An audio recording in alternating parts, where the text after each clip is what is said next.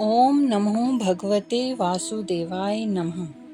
श्री गणेशाय नमः। आज वैशाख मास का 8वां दिन है। आइए आज हम वैशाख महात्म के 8वें अध्याय का श्रवण करते हैं।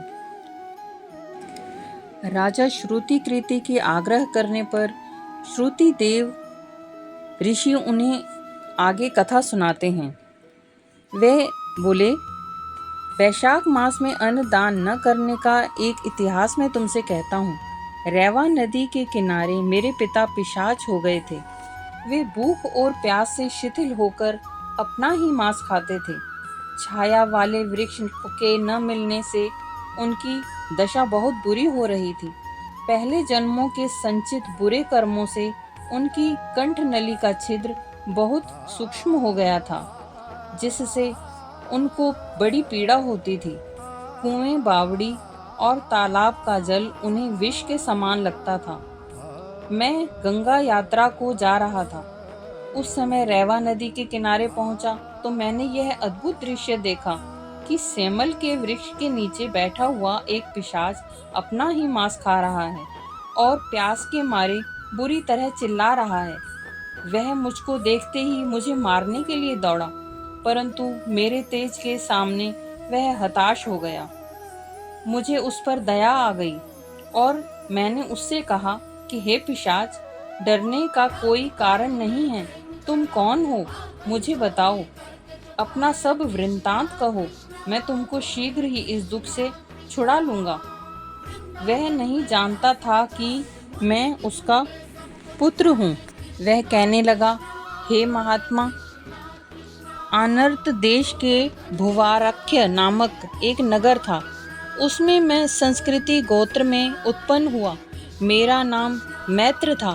तप, दान और यज्ञ में मेरी बड़ी श्रद्धा थी।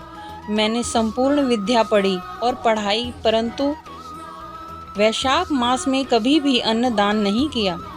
मेरे विचार से इसी कारण यह पिशाच योनि मिली है और कोई कारण नहीं दिखाई देता।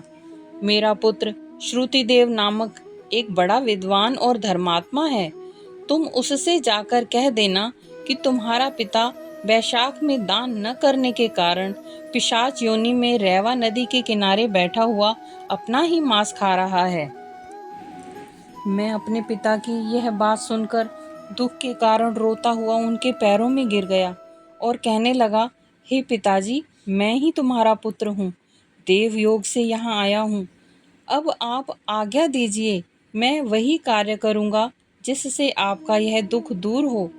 तब वह बड़ी प्रसन्नता के साथ कहने लगे कि हे पुत्र, यात्रा करके शीघ्र घर जाओ और मेष संक्रांति में स्नान करके भगवान श्री हरि विष्णु जी के निमित्त अन्नदान आदि श्रेष्ठ ब्राह्मण को दान दो, जिससे सकुटुंब मेरी मुक्ति हो जाएगी।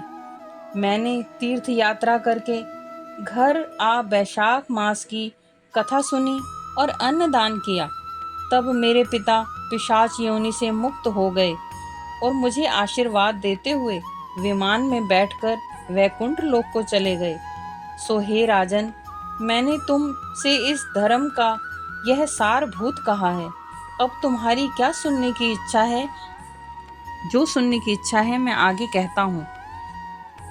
8वां अध्याय समाप्त। हरे कृष्णा भक्तों,